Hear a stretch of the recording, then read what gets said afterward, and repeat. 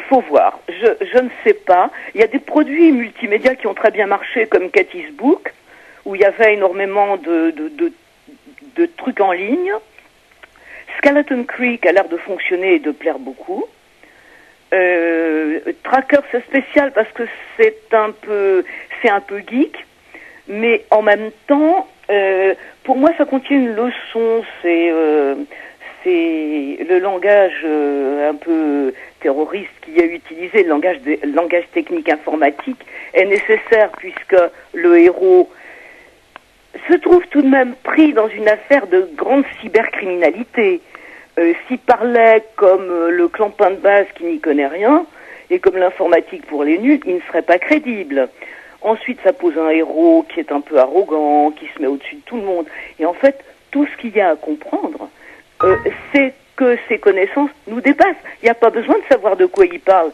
Quand il y en a besoin, l'auteur a là encore trouvé un truc futé.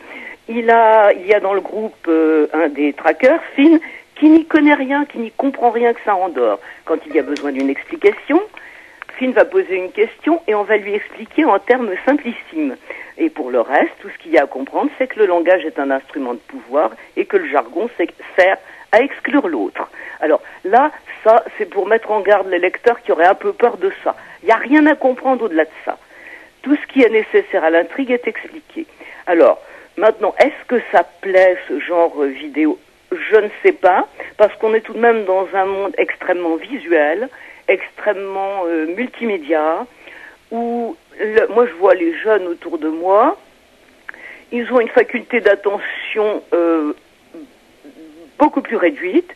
Il faut que ça bouge, il faut que ça change. C'est le zapping. Si ça plaît pas, on passe à autre chose. Donc je ne sais pas si cette lecture entrecoupée de vidéos n'est pas une bonne façon de raconter des histoires. Il faut voir comment ça marche. J'ai pas d'idée a priori. Je ne suis pas de cette génération-là. Quelque part, je pense qu'on y perd.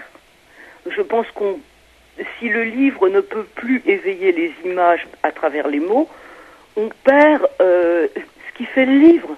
Je veux dire, comme je disais tout à l'heure, on nous vole notre imaginaire. Mais ça, c'est la réaction d'une personne qui a aujourd'hui 65 ans. Ça n'est pas ce que vont penser des jeunes lecteurs qui sont habitués à chatter, à écouter de la musique tout en causant avec leurs copains, tout en faisant un petit papier sur Facebook, tout en piratant un truc le cas échéant, ou en jouant en ligne.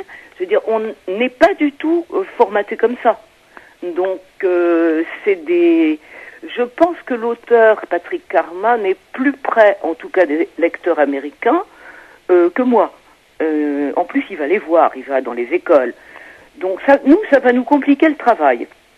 Parce que les aspects techniques qui concernent le doublage, le sous-titrage, la forme que prend la traduction, l'équipement, parce que moi en campagne j'étais jusque-là pas handicapé grâce à Internet. Si on est obligé de travailler constamment sur de la vidéo, il va falloir m'envoyer les CD. Donc ça c'est une autre histoire. Mais pour les jeunes, je ne sais pas, je pense que ça peut être attractif. L'avenir le dira, c'est des balbutiements, on est au début des tablettes, on est au début des lectrices multimédia, enfin des lecteurs et liseuses, et je ne sais plus comment ils appellent ça, multimédia. Il faut voir ce que ça donne. On ne saura pas avant plusieurs années, je pense.